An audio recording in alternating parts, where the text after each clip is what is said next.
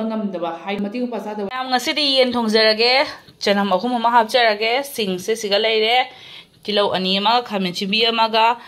गरम मसला चिकन मसला हापगे दोदी से मसला से फजना खोखीगे ngasiगी yense siga leijare makhong kaika loi chamaga loijare siga makhong taruk ama leire si kalija si ong myam kalija am sorry makan myam makan ji ong se makan ji mong se yengo duga leg piece su khuchao macha dabne siga le leg piece achau ani oh no siga leg piece achau ani le myam dudi fajana thongjara myam adudi ai masala se fajana khokhi ge ko myam siga le masala se aina thongba haibei mongda fajana thonga ge myam yengmina se kamai thongino habase harmada masala nusla fajana sore chamdo e aduga musure janam ga tilauga ko myam adone samaina jum simple samain thongba hai to myam kama karamba mongda thonga maina hawada bodo yingi bi chinaw singna ko haibiramo adu agena wa changai ba viewers singna aigi channel sibu ahan be ying bataragadi ko subscribe to sinbiramo aduga nungai bataragadi amoina nungai bataragadi like and share to biramo samaina thongi aigi yen thongba se du kamaina thonga moina hawada among do haibiramo myam aina thongba haijaba ai ahan singna thongbada aina munna yengjahwa duni aina do mind to haijabane sina final look ni myam final look samaina tawre mai se kanglap hele hawdo man bra mai khuna bang ka re myam sabna lore ko galai bi yung sak se ani khalaga lawjarage myam yung sak he lawre ja ko lawraga samaina met le ba ko si se sai ba ko maru se sai khoi manung gi do cha de myam lawraga cha ba gi mahauna amani futla cha ba do hawte myam dunani Suna kan dai pura kana khani ta le lawna ne Hello everyone and welcome back ma'am ngasi aigi look se phajabra haibiramo ahanbada aigi artist amalai amana kebi bane ado kanana kebi no habase aina video sigi last ta haijage ma'am ado mukbang se ko manam se nungsirakpada lore mukbang da su kaya hijang se ko manam se nungsirakpana lore ngasi aina sa dori be hijang se ko yen thongbani aduga yongsak matamni na hauji yongsak ka alu ga iron bani ma'am yongsak se ko akhodi lawraga sai lawraga na oina kak lawra sa ba ko hawi ma'am ko aduna lawraga oina sa phulaga cha ba bit lawe dana ko ado mi gi apamba hai tare aduni ma'am yongsak ka alu ga iromba siga leijare aduga yen thongba aina apamjaba aina thongmani na aina pamja part puna makhala porak sare ma'am siga leire ko duri ma'am matamang handa vida chawa haurasi handak nomini sore aina video se namdaba ma'am akhoi mangali biselam hen mana loi khale ba ko aduna ni ma'am ai handak marak se video namjadre duri ma'am chawa haurasi ngasi se isa masak phaje ne ai khalle wa khalsiga isana isa yengbo se ko adam ma'am ngasi se ko malem le sa su namjare ba ko phajai phajadi haibiramo dudi ai chaba haujarage ahan bada yongsak iroma se oina chajarage ma'am ahan bada yongsak irombaga dudai gi yongsak ka torcherage ko ma'am ising kauramena oh no ising kaurame inaw pine ising kubida thank you crack subina haibino ai inaw pida crack subiya ne inaw pi sam sathina phaba inaw pini ma'am matam yongsak ka kaino ga yen thongbo sri ma'am dum charam ngani khalle ba kwa yen thongba gi kano sa hana yongsak ka kano ga injera ge alu romba ka se ma'am han ba da kwa ai chajara ge ko ma'am chaning ma lore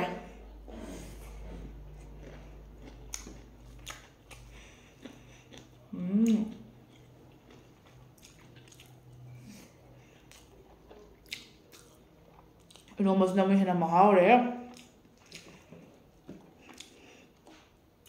Inomos na hanachahaw jadi ko ma'am.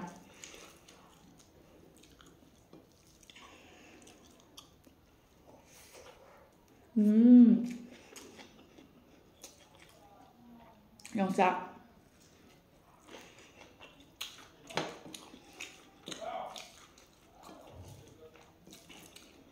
ꯃꯌꯥꯝ 이러면서 하는 줄 알아보니나 이러면서 하는 일레고 어려비어노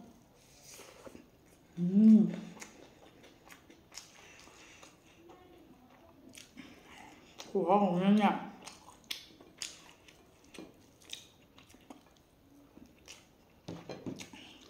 아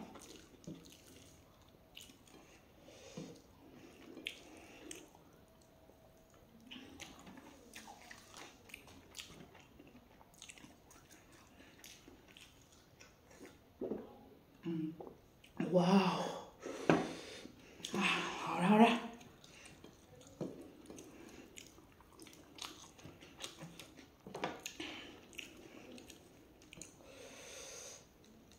mẹ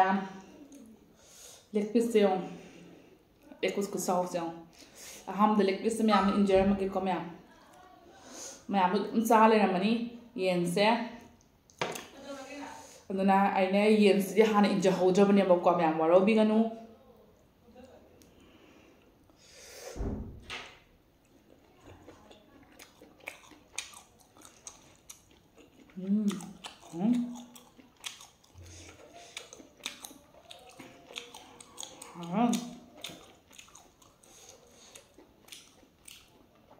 Sina makan ayam pam tak makan ni.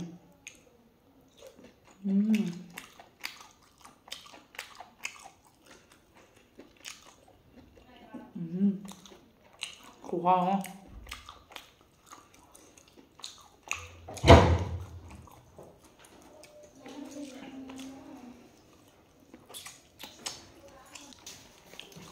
Có đâu đây nhà này cả. Ma'am cha sana ko. Ma'am da wahay mani haijeram ge kari wahay haidu na habada ko. Hokiga.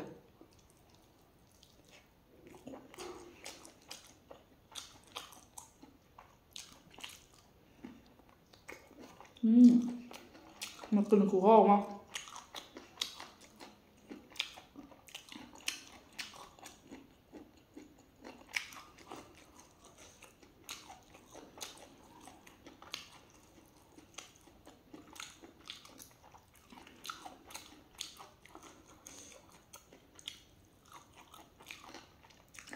Ma'am hậu nóng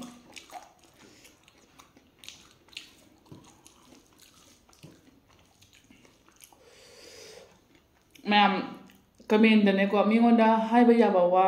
hai bây giờ bảoว่าnày có hai bây đi sớm na mi pura mặc sulu ini video thằng này ni có comment với pinari này bảo có ai cái video đó bây giờ nát thế bảo khơi nào cái video đó nào bina maki ibai na maki nupa na nga cho wale ko matang do tu ki video do ko mo jere le kai ye na bani ai na ko hai bu do dui matang do hoi mare ba ko ado ga adu ka na hai bano har ga di screen dai hapchiram ge mi do ka ran maming se ai khang je ba ko adu comment thiba phangdre mayam delete tau tho me do comment do adu na hai ba mating pa sa da ba thabak ni ka na khang ba do kai hai ni no mi ama oiraga mi am da jam han thana khanbra kari karama mating pa sa da ba thabak video do tau khage ba namaina ha bi do hai ning de actually nang su mature ba mi am di orangani ko do magi wa hai season re do na di ko adu mating pa sa da ba thabak leite mating pa sa da ba kari thabak to khage mai video do namaina ha bi do hai ning de mi amana nungai te ko ta ba da su nungai te do di comment do yeng ba da su nungai te ko isa mang na su nanau bina harak ko do nanau da in hare chiche video da ai hai khage mi do kana no ai na ko do ne ai ngasi ai video do ai haijarak phane bo comment ki matang da do ai screen da hapjaram ge myam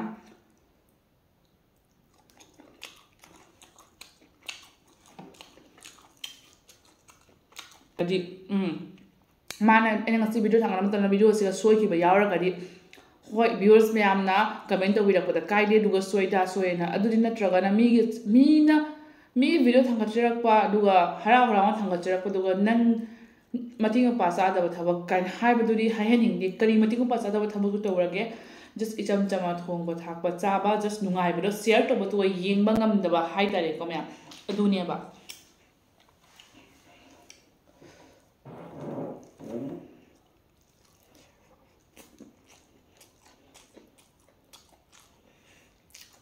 مكان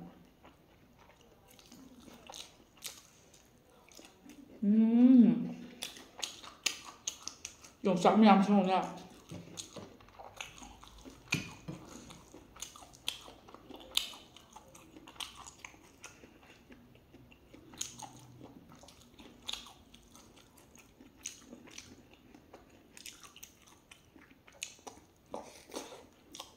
حاضر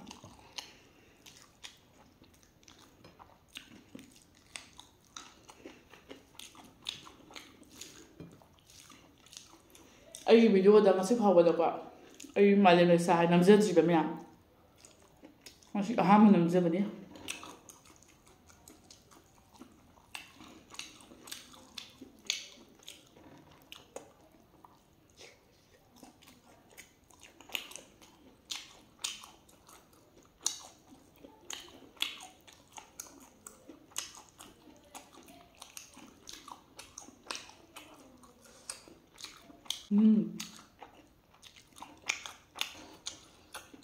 chắc chỉ câu là nó hồi vậy mình chỉ làm hao thuê vậy chắc cái mắm sao ngâm dem yan hai bên quạ maru mình anh đi đâu thuộc thua sao bị vậy nó cho mà hao thuộc cái này vậy mình đã mình cha mà hao thuộc thế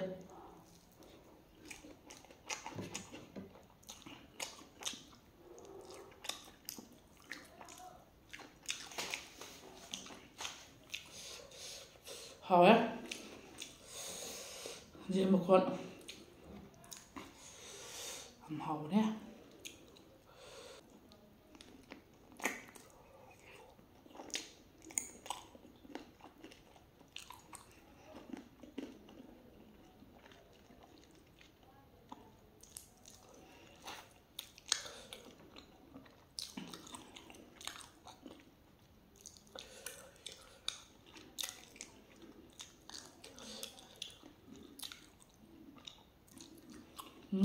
hả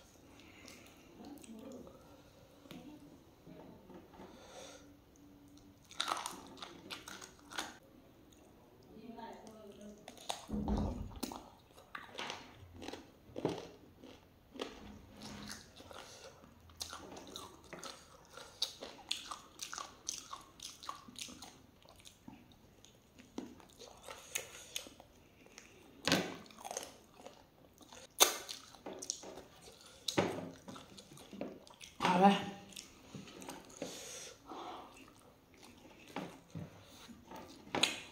hỏi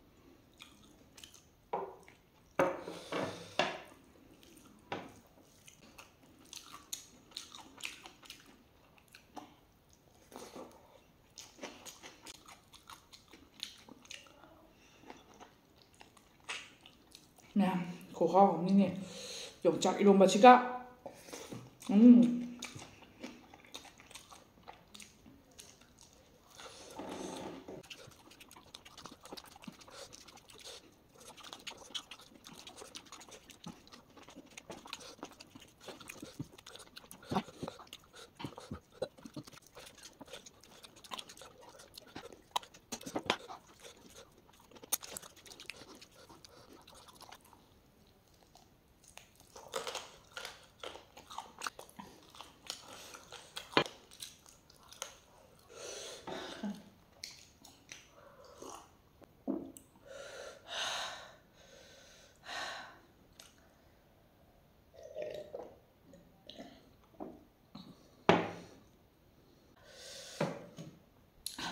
ꯃꯌꯥꯝ ꯆꯥꯕꯁꯨ ꯂꯣꯏꯔꯦ ꯌꯦꯡꯉꯣ ꯌꯦꯟ ꯊꯣꯡꯕꯁꯨ ꯂꯣꯏꯔꯦ ꯆꯥꯛꯁꯨ ꯂꯣꯏꯔꯦ ꯏꯔꯣꯟꯕꯁꯨ ꯂꯣꯏꯔꯦ ꯃꯌꯥꯝ ꯌꯦꯡꯉꯣ ꯆꯥꯕꯁꯨ ꯂꯣꯏꯔꯦ ꯂꯤꯞꯁꯇꯤꯛꯁꯨ ꯂꯣꯏ ꯀꯣꯛꯑꯦ ꯃꯌꯥꯝ ꯑꯗꯨꯏꯁꯨ ꯑꯗꯨꯝ ꯉꯁꯥꯏꯒꯤ ꯐꯖꯕꯗꯣ ꯑꯗꯨꯝ ꯂꯩꯔꯤꯀꯣ ꯃꯌꯥꯝ ꯑꯗꯨꯝꯅꯦ ꯉꯁꯤꯁꯦ ꯑꯗꯨꯝ ꯑꯩ ꯏꯁꯥꯅ ꯏꯁꯥꯁꯦ ꯃꯁꯛ ꯐꯖꯩꯕꯀꯣ ꯑꯇꯩ ꯀꯅꯥꯅ ꯀꯦꯕꯤꯕ ꯅꯠꯇꯦ ꯑꯩꯈꯣꯏ ꯅꯥꯎꯅꯨꯅ ꯀꯦꯕꯤꯕꯅꯤ ꯃꯌꯥꯝ ꯁꯥꯊꯤꯅ ꯍꯩ ꯏꯅꯥꯎꯅꯨꯄꯤ ꯇꯣꯝꯕ ꯆꯠꯀꯦꯕ ꯃꯌꯥꯝ ꯍꯥꯎꯁꯨ ꯑꯗꯨꯝ ꯁꯥꯊꯤꯅ ꯍꯥꯎꯔꯦꯕꯀꯣ ꯌꯦꯡꯉꯣ ꯍꯥꯎꯏ ꯍꯥꯎꯇꯦ ꯁꯤ ꯄꯨꯈꯝꯅ ꯇꯥꯛꯇꯣꯏꯅꯦꯕ ꯃꯌꯥꯝ ꯈꯪꯉꯕ ꯁꯥꯊꯤꯅꯁꯨ ꯃꯔꯛ ꯚꯤꯗꯤꯑꯣꯁꯦ ꯀꯌꯥ ꯅꯝꯕ ꯉꯝꯗ꯭ꯔꯦꯕꯀꯣ ꯃꯌꯥꯝ ꯀꯩꯒꯤꯅꯣ ꯍꯥꯏꯕꯗꯤ ꯃꯌꯥꯝ ꯑꯩꯈꯣই ꯃꯉꯥ ꯂꯩꯕꯤꯁꯦ ꯁꯥꯊꯤꯅ ꯂꯦꯡꯉꯦꯕꯀꯣ ꯑꯉꯥꯡꯒ ꯆꯥꯎꯁꯜꯂꯛꯏꯕ ꯂꯦꯡꯗꯣꯛ ꯂꯦꯡꯁꯤꯟ ꯇꯧꯕꯁꯤꯒ ꯃꯥꯛ ꯁꯦꯟꯅꯕꯁꯤꯒ ꯁꯥꯊꯤꯅ ꯑꯩꯁꯦꯀꯣ ꯊꯕꯛ ꯂꯣꯏꯔꯦ ꯏꯁꯥꯁꯦꯀꯣ ꯃꯌꯥꯝ ꯑꯩꯁꯦ ꯌꯥꯡ ꯀꯪꯗꯕꯇ ꯉꯥꯏꯔꯦ ꯃꯌꯥꯝ ꯀꯩꯒꯤꯅꯣ ꯍꯥꯏꯕꯗꯤ ꯑꯉꯥꯡ ꯑꯃ ꯍꯣꯠꯅꯕꯁꯦ ꯁꯥꯊꯤꯅ ꯋꯥꯔꯝꯃꯦꯕꯀꯣ ꯌꯥꯝ ꯂꯥꯏꯅ ꯈꯟꯕꯗꯣ ꯅꯠꯂꯝꯗ꯭ꯔꯦ ꯃꯌꯥꯝ ꯁꯥꯊꯤꯅ ꯋꯥꯏ ꯑꯉꯥꯡ ꯑꯃ ꯍꯣꯠꯅꯕꯁꯦ ꯑꯩꯗꯤ ꯑꯉꯥꯡꯁꯦ ꯀꯌꯥ ꯂꯣꯏꯅꯔꯛꯇꯕꯅꯤꯅ ꯈꯪꯗꯕꯀꯣ ꯑꯗꯨꯅ ꯑꯩꯗꯤꯀꯣ ꯑꯩ ꯃꯉꯥ ꯂꯩꯕꯤꯅ ꯄꯨꯔꯥ ꯑꯩꯁꯦ ꯊꯕꯛ ꯂꯣꯏꯍꯜꯂꯦꯕ ꯍꯥꯏꯕꯗꯤꯀꯣ ꯃꯈꯨꯠ ꯃꯁꯥꯁꯦ ꯂꯦꯡꯕ ꯌꯥꯎꯁꯜꯂꯛꯏꯅꯤꯅꯀꯣ ꯆꯥꯎꯁꯜꯂꯛꯑꯕꯅꯤꯅ ꯑꯃꯨꯛꯀ ꯃꯥꯒꯤ ꯒꯥꯔꯤꯗꯨꯒ ꯍꯥꯞꯄꯒ ꯃꯥꯒꯤ ꯋꯥꯀꯔꯗꯨꯒ ꯍꯥꯞꯄꯒ ꯑꯃꯨꯛ ꯍꯦꯟꯅ ꯆꯠꯂꯦ ꯆꯠꯅꯤꯡꯕ ꯃꯐꯝ ꯂꯥꯝꯅꯤꯡꯕ ꯐꯤ ꯈꯪꯗꯦ ꯁꯣꯅꯥꯀꯟꯗ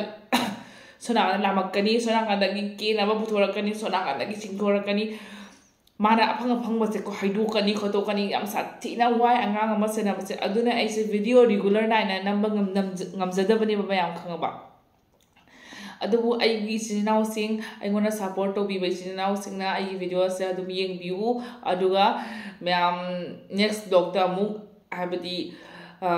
ꯎꯅꯔꯁꯤ ꯃꯌꯥꯝ ꯍꯥꯏꯕꯗꯤ ꯑꯩ ꯀꯔꯝꯕ ꯃꯇꯝꯗ ꯑꯃꯨꯛ ꯚꯤꯗꯤꯑꯣ ꯅꯝꯃꯛꯀꯅꯤ ꯍꯥꯏꯕ ꯉꯝꯗꯦ ꯑꯗꯣ ꯃꯌꯥꯝ ꯉꯁꯤꯒꯤ ꯚꯤꯗꯤꯑꯣꯁꯦ ꯃꯇꯥꯡꯁꯤꯒ ꯂꯣꯏꯁꯤꯟꯖꯔꯒꯦ ꯑꯩꯕꯨ ꯅꯨꯡꯁꯤꯕ ꯏꯆꯤꯟ ꯏꯅꯥꯎꯁꯤꯡꯅ ꯁꯞꯄꯣꯔꯠ ꯑꯗꯨꯝ ꯇꯧꯕꯤꯌꯨ ꯑꯗꯨꯒ ꯀꯃꯦꯟꯗ ꯍꯥꯏꯕꯤꯔꯝꯃꯣ ꯑꯩ ꯌꯦꯟꯁꯥꯡꯁꯦ ꯍꯥꯎꯕ ꯃꯥꯜꯂꯤꯔꯥ ꯍꯥꯎꯇꯕ ꯃꯥꯜꯂꯤꯔꯥ ꯍꯥꯏꯅ ꯑꯗꯨꯏꯁꯨ ꯃꯌꯥꯝꯅꯗꯤ ꯎꯕꯗ ꯑꯗꯨꯝ ꯈꯪꯕꯤꯔꯝꯒꯅꯤ